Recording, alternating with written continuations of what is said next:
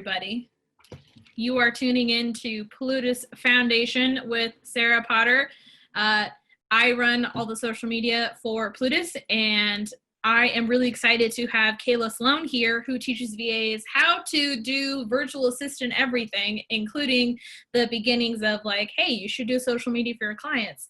And today, her and I are going to talk about not social media. We are going to talk about how to make a lot of money every single month, and that includes almost $10,000, which is what Kayla is famous for. She's famous for a 10K VA, and I will give you her bio here in just a hot moment. But before that, hello, Kayla. How are you doing today? I'm doing great. Thanks so much for having me. I'm really excited to be here. I am really excited to have you. You know, Kayla and I are really good friends off the channel, off business times. Offline. And offline. There you go.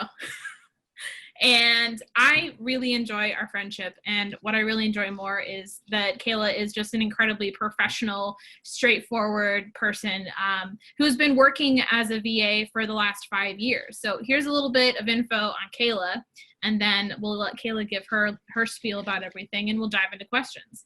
Kayla has been working as a VA for 5 years, which has allowed her to get behind the scenes and look at multiple 6-figure and 7-figure businesses, which is an incredible opportunity.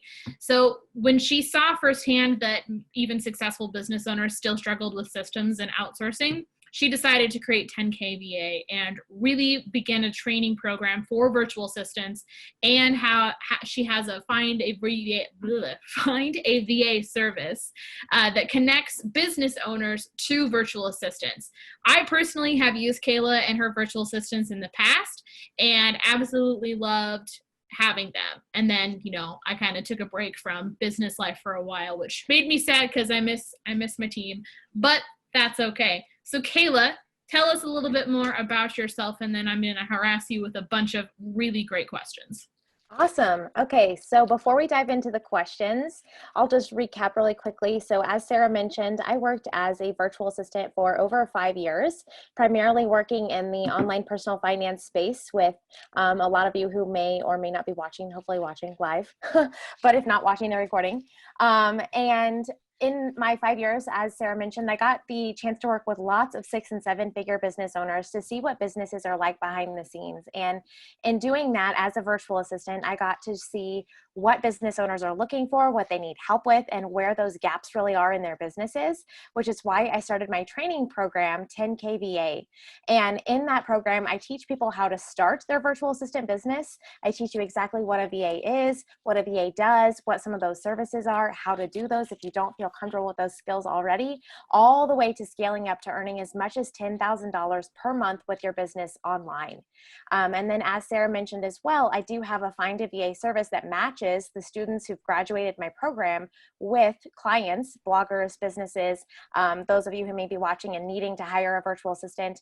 So we do have that available as well to kind of bridge that gap and make sure that the VAs have work and that the clients have really great VAs. And one thing that I really love and appreciate about that is that with Kayla, like, I was able to talk with people across the country, and she also had a bunch of people who were local that I could speak to as well.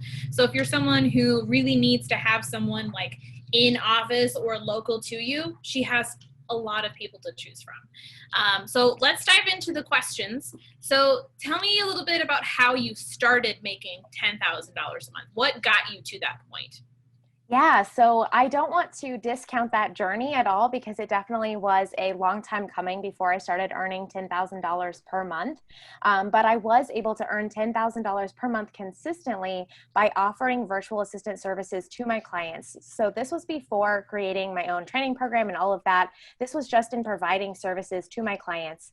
And how I did that was basically by starting my business small, part-time, while I was still running my blog and still working a full-time job. And then as I started to gain more clients, I was actually able to quit my full-time job because my part-time business was making the same amount of money as my full-time job. So then by having those 40 hours freed up to reallocate toward my business, then I knew I was going to be able to make more money. So I started to bring on more clients at higher rates of pay. I started to get more experience and gain new skills so I could raise my rates and charge even more. And by doing all of those things, I was able to crack that 10K per month mark consistently by providing those services to my clients. And how much time were you putting into working? I think one thing that a lot of people don't understand is that when you are working from home and you own your own business, you're not just putting in only 40 hours a week or working less. Like, you actually end up working a lot more. So tell me a little bit about how much time you're putting in towards hitting that $10,000 goal and, the stresses that came with that. Yeah, for sure. So as I mentioned, when I started out, I was doing this part-time before I had quit my full-time job. And at that point, I was not making $10,000 per month from my business since it was just part-time. But the reason I mentioned that is because, I was working my 40-hour-a-week job and putting in about 20 to 25 hours a week or more on my business alongside of that. And so then when I quit my full-time job, I decided to reallocate those 40 hours directly to the business. So I was still working over 60 hours a week for a long time in my business to hit that mark. But one thing that I discovered along the way is that there definitely is a much faster path to getting there. I just didn't know what that was at the time. And so having been through that and walked those steps, that is something that I work with a lot of my students on to help them get to that 10K per month mark a lot faster so that they don't have to put in 60, 70, 80 hour per week to work on their business. But they can still make that kind of money with that 40 hours per week, hopefully, based on the mix of services in their business. Yeah. So let's say you have a mom with 2, 3, 4 kids, which tends to be the common thing that you have. A lot of women are becoming virtual assistants because you can do it from home and it's so much easier. So if you're a mom with multiple kids ranging from ages like 2 and up, you have a lot of time dedicated to your kids. How much time would you say you recommend having this particular person dedicate toward their education and becoming a virtual assistant with your course 10K VA? And then thereafter, how much time do you think is realistically available for them to really work on this and build their business? Yeah, that's a great question. And that is a point to make too, as far as the earnings, because that $10,000 per month sounds like an amazing amount of money, and it totally is. But of course, that's going to be depending on how much you're working. And if you are someone who's a stay-at-home mom and you have young kids, you may not be able to work full-time on your business. And that's okay. There are tons of virtual assistants that work part-time. And although they may earn less, per month, they're still earning a very good living per hour for the amount of time that they're able to put into their business. So it's definitely something you can do part-time. It doesn't have to be full-time. As far as how much time to put into it, when you're getting started with education and going through a training program, I've set mine up to be self-paced, so it can fit for people who have only, an hour or two here and there, or if they have a whole chunk of time to sit down and do all the course in a weekend, that's totally possible too. So it just kind of depends on what fits best for your schedule. And that's the great thing about being a virtual assistant, is just how flexible it is with that, which is why a lot of moms turn to it as a great way to make money from home. Yeah. And then when you're actually working with clients, you really only need about 10 hours a week. You can probably find someone who needs part-time hours at about that level. I haven't found a lot of clients who need less than that, just because some general admin type things will typically take up about that 10 hours a week fairly quickly. But yeah, you don't have to work a full client load by any means to be a VA. So we have a question from the audience. Hello, audience. Tell us a little bit more about what a VA actually does. And this is actually one of my questions too. A lot of people think a VA is a social media manager, or a VA is someone who just answers emails. Like, a VA is so much more than just those things, and it's sometimes none of those things. How would you define what a virtual assistant is and does, and according to someone who's looking to become a VA, and then on the other side, someone who needs to hire someone? Yeah, that's a great question. And I think the difficult thing is, just like you said, since a virtual assistant can do and be so many different things, it can be a little bit hard to define. So one of the ways that I start out, if someone has never heard of a virtual assistant before at all, if that's a completely new term, one way that I kind of sum that up is to think of an administrative assistant or an executive assistant or something like that in an office. Those are some of the types of things that virtual assistants can do from home. They would just be doing it virtually instead of in person. So they could be doing things like customer service via email, via phone calls, scheduling meetings, those sorts of things, and be doing admin type work. But they could be doing so many other things. As you mentioned, scheduling social media posts, responding to comments and doing community engagement, responding to email inquiries, reader comments, questions, things like that. There's a whole slew of marketing virtual assistants who get into things like setting up landing pages and creating live streams like this and putting together events and all of those types of things as well. So there's lots and lots of things you can do as a virtual assistant. In fact, there's over 100 different services you can offer in your business. Likewise, if you're sitting here as a client, that means there's also over 100 things you could hire out to a virtual assistant. And that is a list that I have put together as a resource. I'm happy to share that after the live stream today too. Yes, that would be fantastic. Another question from the audience: what type of skills are helpful to become the best VA possible? Yeah, that's a great question too. So some basic skills to get started as a virtual assistant would be a general understanding of the internet and how all of that works, obviously. If you have a familiarity with social media such as Facebook, Instagram, Pinterest, which we won't talk about whether or not it's actual social media or not, but Twitter, all of those types of things. Some knowledge of online business or business workings at least would be really helpful. So you have some information about what you're getting into when you're working with small businesses, but it doesn't necessarily have to be that way. A lot of virtual assistant training is hands-on. You learn a lot of things along the way, but some very good basics to get started. Again, those social media skills, knowing how to use Google Drive and online platforms, document sharing, things like that is going to be good. So those are some fairly basic ones. If you're looking to get into more advanced things, I would say learning WordPress would be a great skill to have if any of your clients have websites on WordPress. Another good one I think is I was going to say to some of general marketing skills. I would say landing page creation, some of those page builders, things like that could be really helpful. And a minute ago, you mentioned there are 100 different services that a VA can offer.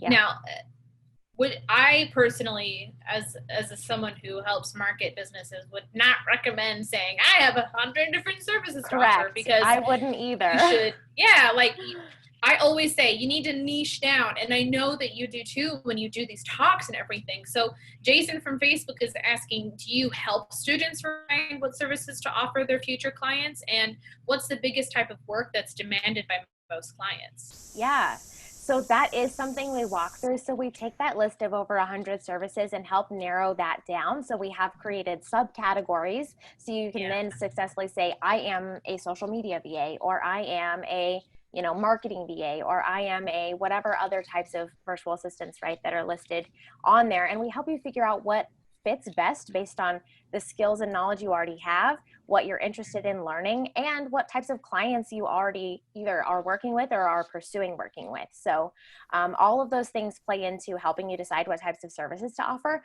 And that is something that we help walk you through too. I agree 100%. You should not offer all 100 services. That would just kind of be crazy pants. So we do help you narrow that down for sure. Now, what are some of your favorites to offer as a VA, as Kayla, the VA for other businesses? Yeah, that's a great question. So some of my favorite services to offer are things where I get to really engage with people. That's some of my favorite things to do. So I actually kind of graduated my business over time and started working a little bit more as kind of project manager or blog manager for some websites and things like that, which gave me the opportunity to use a lot of those virtual assistant skills that I had built over time, such as WordPress knowledge and website knowledge, being able to manage projects and teams, understanding how to do social media, understanding how to create blog posts, all of those types of things, and kind of roll that into one role where I get to do lots of different things, which makes it super fun. Yeah. So in terms of the job market as a whole, women have consistently, and some men too have felt that glass ceiling where they grow and grow and grow, and then they hit the top and there's nothing more for them. How would you describe the job growth opportunity as for VAs? Yeah, so the job growth opportunity for virtual assistants is actually phenomenal. And it's one of the greatest benefits of being a freelance virtual assistant and kind of creating your own business and being your own boss versus working for an agency as an employee. And that is being able to set your own rates. And because you can set your own rates and you decide exactly how much you're working, that means your income potential is completely unlimited, right? The only limit is finding someone who will hire you at the rate that you're charging. So that gives you a completely unlimited potential for how much money you can make. And how much you can make can be affected by a lot of factors that are all within your control, such as your skills and knowledge, right? You want to charge more, you need to pick up new services, new skills, all of those types of things. So you can take your time and your money and choose to invest that, right? So you can charge more money. So that's all completely within your own realm of control. Now, when it comes to a VA charging money, this question is going to be a great answer for business owners who are like, I have no idea how much I should be paying a VA or what the bottom line, top line is for a VA. And a VA, like, how much do I charge? What is the starting point for a virtual assistant in the United States? And then, what's the most that they should be charging? Yeah, great question. And that's always the one, right? Everyone wants to know the dollars and cents. So for everyone listening out there, the US based virtual assistants, which is a big distinction, of course. So if you're paying someone who's located here in the United States to be your virtual assistant, you're probably going to be looking at no less than $20 an hour. I would guess that most would start around $20 an hour and go up to as much as some may charge $60 an hour or more, depending on if they have highly technical skills, things like that, or maybe if they step into project management, stuff like that. So some of the VAs I've worked with in the past have been like, I charge $13 or $15 an hour. And I feel like they're lowballing themselves. And usually I'll say, like, charge me more, please. Charge me more. Or other times I'll say, okay, that's pretty reasonable for someone who's just starting out and doing a complete and utter pivot from their previous job. To the VAs who are charging way less than they should be, how do they begin to implement to their current clients, like, hey, I'm raising my rates. This is how much I'm going to be charging now. Yeah, so there's a couple ways you can do that as a virtual assistant. One way, obviously, is to reach out to your current clients and basically just make sure you express your value. Describe to them what kind of an impact you've had on their business and why they should continue working with you, and express to them how much you want to continue working with them too. Just be genuine in that. If you really don't want to work with them, then maybe you just cut them loose instead. Don't do that. But anyway, so be genuine, right? Be genuine in all of those approaches all the time, no matter what. And when you do that, that will shine through, and the businesses will see your value if you've presented that to them. And if you have been doing your work and bringing that value to the table, then getting that raise should not be an issue.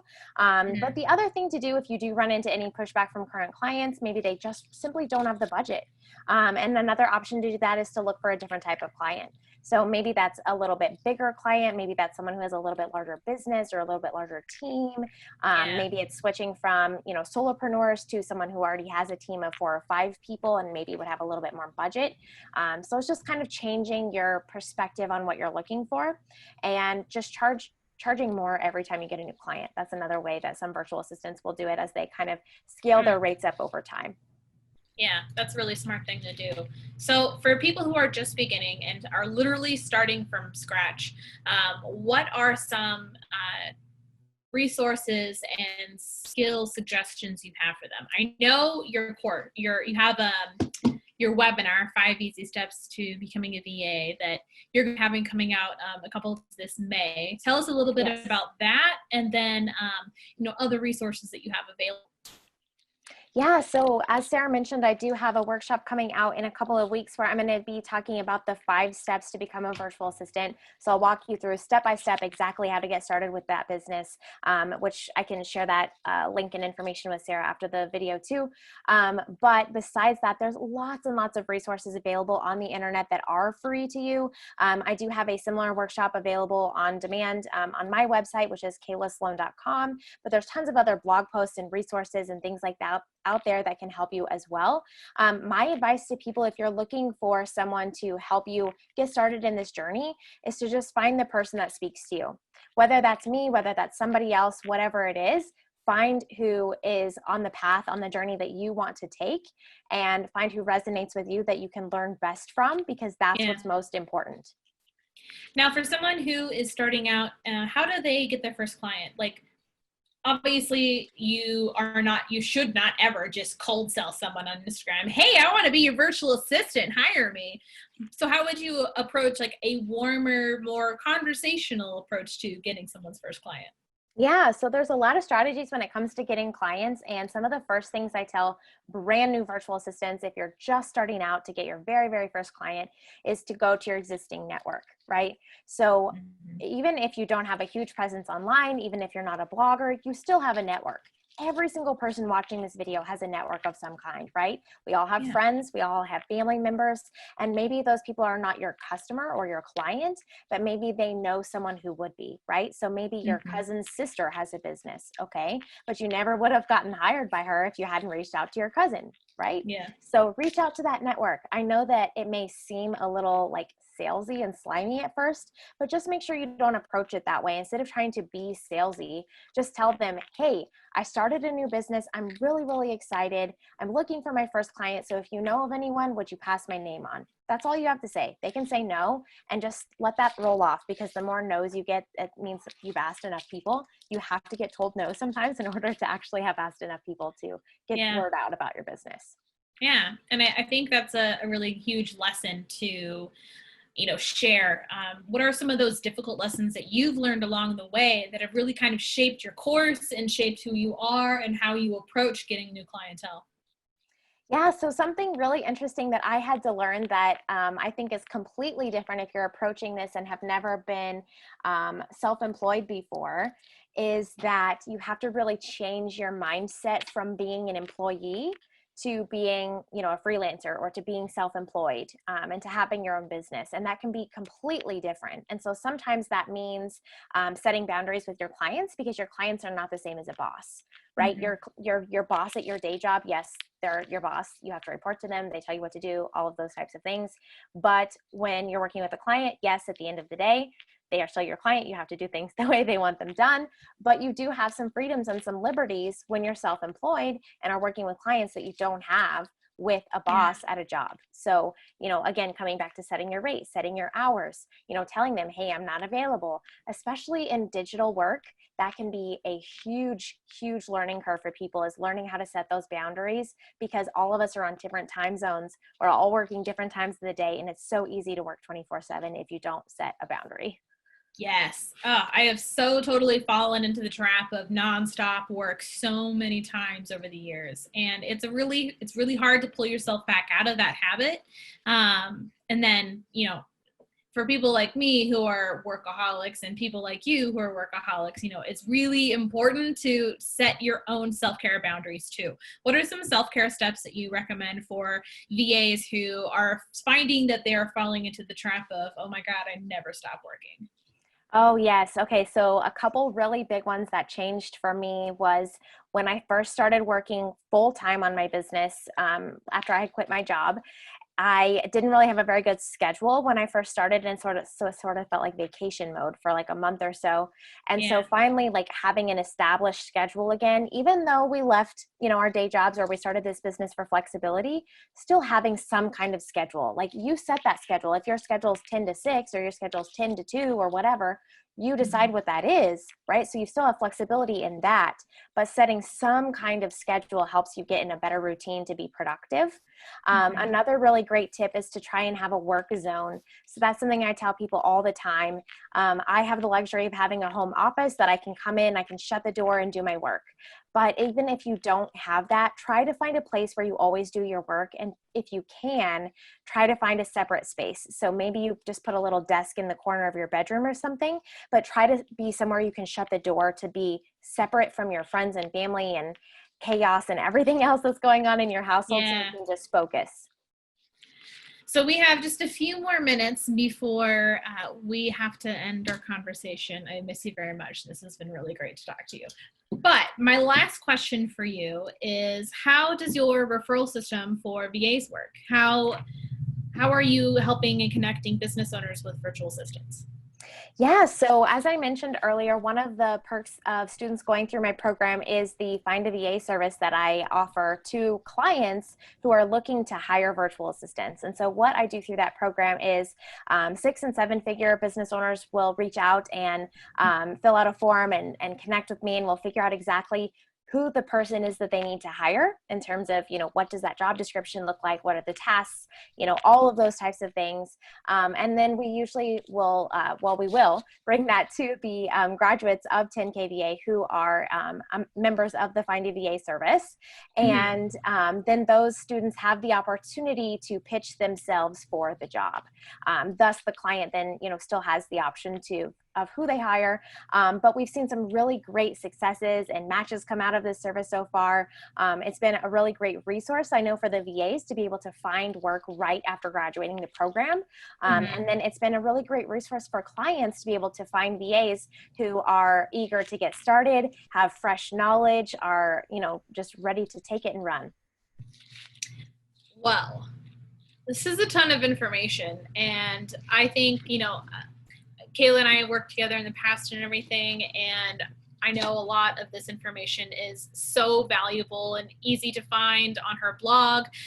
You can also check out her Facebook page, her Instagram account, Twitter, everything. And, tell us a little bit more about where people can find you and where they can find the information about your webinar. Yeah, I think the easiest way is if you just go to kaylasloan.com/register. That should take you directly to the registration page for the workshops that are coming up in a couple of weeks. So you can just pick one of those times if you're thinking about becoming a virtual assistant, or if you're interested in hiring a virtual assistant, I would love to chat with you about that, share some information, whatever you need, answer questions. So email is probably the best way to get a hold of me there. That would just be kayla@kaylasloan.com. Perfection. Thank you so much for joining us today, Kayla. I really appreciate you taking the time to share your brain with us and kind of allow us to pick it apart a little bit and ask some really good questions. If anyone has anything else that they need, reach out to Kayla. She's available all over the place. Like literally, her team is so great at hey, we're going to help you right now. 1 second, please. So reach out to Kayla if you're interested in becoming a VA or finding your own virtual assistant. I highly recommend it. I've done it many times. And then, yeah, that's it for us, Kayla. Thank you so much for joining us today. Yes, thanks for having me. All right. Bye, everybody.